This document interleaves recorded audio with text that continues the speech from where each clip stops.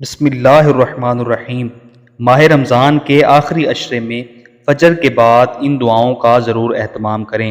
جو کوئی شخص فجر کے بعد ان دعاؤں کو پڑھتا ہے تو اس کے علم میں اضافہ ہو جاتا ہے اور اس کی تمام دعائیں قبول ہوتی ہیں۔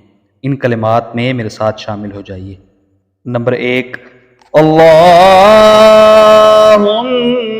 انی اسألک علما نافعا ورزقا طیبا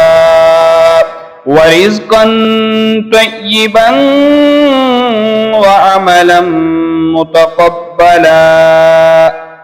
نمبر 2، لا الہ الا اللہ محمد رسول اللہ۔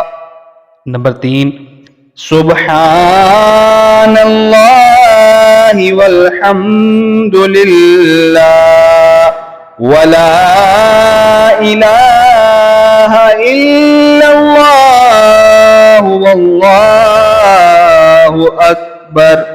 نمبر 4، ربنا اننا آمنا فاغفر لنا